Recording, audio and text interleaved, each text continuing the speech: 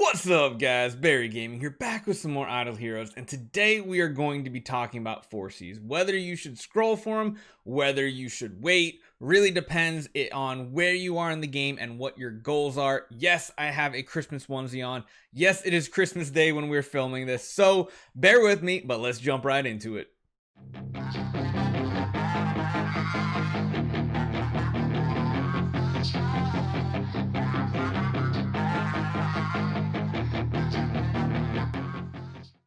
So the biggest question this week, no matter how many videos I've posted about Phorcys so far, is should we be building the brand new Dark Mage hero? And that is maybe, maybe not. Should you participate in the event? Maybe, maybe not. There's going to be a lot of things we talk about here. I'm not going to give you a flat answer. I know a lot of people are like, Barry, just give me a yes or no. And the quick answer is I can't.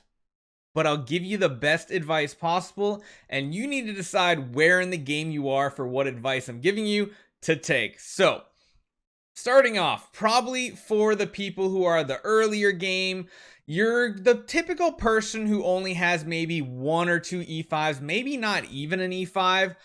This hero really is not for you, in my opinion. Make sure, again, take what I say with a grain of salt. I'm experiencing this hero on multiple different types of accounts: mid game, late game, end game PvP. It's different in every single one. But the big thing that earlier game players really need to focus on are heroes that do everything pretty well. So Phorcys is not great in PvE. He's okay in Aspen Dungeon. I'm sure in Aspen Dungeon he could probably get you to death 1. Getting you to death 50 might not be something he will do for you. As far as Sealand goes, he's not really that great there either. He's not really needed per se. And plus, going for a dark hero first is not a great option for Sealand 20 unless you're whaling. So this is kind of more for that early game free to play advice. But he does pretty solid in PvP. The big thing is he's heavily influenced by what the enemy heroes are. He's not a hero that you're going to throw into any lineup and he's just going to pop off. You've probably seen it on some of our videos. He'll either do crazy high damage or next to no damage, really depending on who the enemy has. Because if the enemy team doesn't have a lot of debuffs, this Curse of Decay right here is never going to trigger. If they don't have buffs for their team, you're simply not going to be doing the damage. And then at that point, your active is essentially a Tix active, but not as great.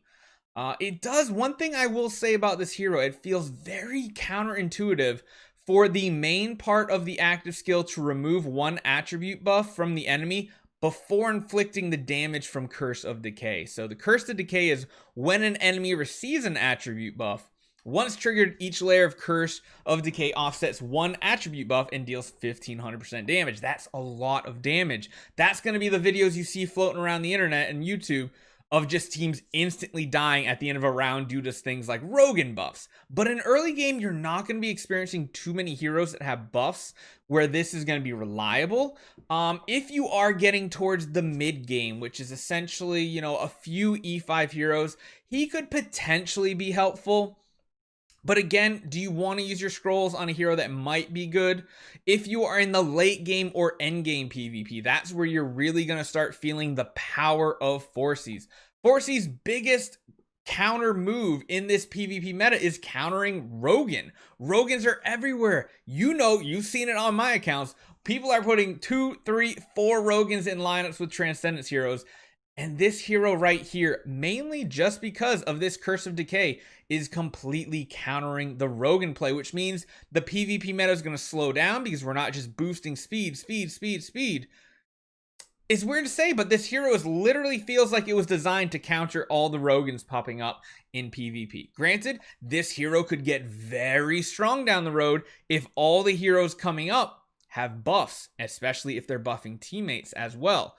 So it's a gamble. I'm going to put it that way. It's definitely a gamble. Is he going to be good if the heroes that come out in the future have tons of buffs? Or is he going to be bad if no heroes coming out in the future, especially the light hero at Chinese New Year, which does have a chance to be overpowered, doesn't have self buffs or team buffs?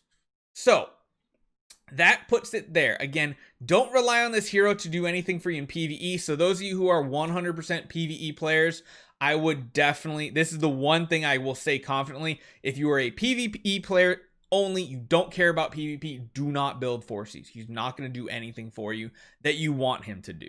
Invest in other heroes, save your scrolls. If you are in the mid game and you're starting to kind of feel like everybody on your server is having tons of Rogans and things like that, yeah, you could build him. But if you are in late game and you are definitely wanting to push endgame PvP, Phorcys is going to be that chess piece that you need to counter other teams, but you're not going to want to use him all the time, I don't think. So this meta is going to be constantly changing between carries, Sherlocks, ticks, Phorcys, the Transcendence heroes, Russells, Rogans. It's going to be a constant switch up week to week, honestly, based on what other people on your server, Trial of Champion, and Interdimensional Arena are building and using for teams. So, that was a mouthful. Hopefully that made sense. To me, up here, it made sense. And yes, I'm a little happy and peppy today because it's Christmas and I'm having a good day. Hopefully you guys are too. Again, Merry Christmas.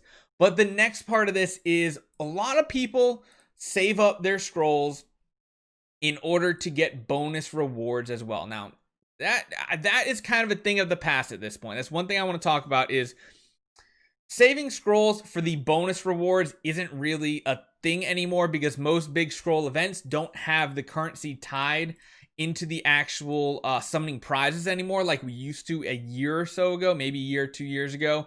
Nowadays, you're getting your extra resources through these types of summonings where summoning a certain number of times will give you a currency, but it's usually not the really premium currency.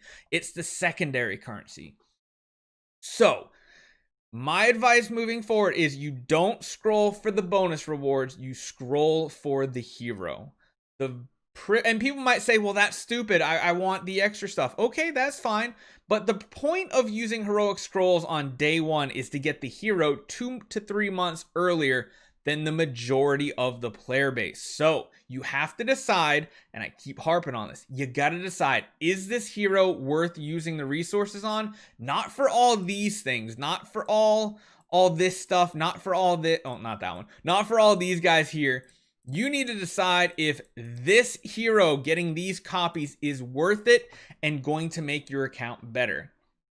Because honestly, at the end of the day, you don't need every hero that comes out. You don't need an Osuke. You really don't need Ignis. You don't need half the heroes that come out. Okay, you need ticks. Ticks, everybody needs a ticks. I don't have a ticks. Feels bad. Everybody needs a ticks. But there's a good majority of heroes that come out that are more niche and counterplay, which is a good thing for the game, because if we had an overpowered hero coming out every month, it would just get ridiculous, even for the whales. So luckily, I would say there's probably about 4 to 5 heroes a year that are really solid.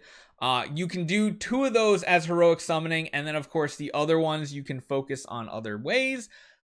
But one thing, a little spoiler I'm going to be coming out with, guys, I'm going to highly suggest a lot of people stop saving up scrolls and start using, at least if they're buying scrolls here, and instead go for Cores of Transcendence. Even though there's no event tied to them, it's just so much more bang for your buck with all the Transcendence heroes coming out and all the imprinting requiring those summons as well. So you need to decide, do you want to do these summonings? And if you do you want to do it for the hero, not for the extra rewards?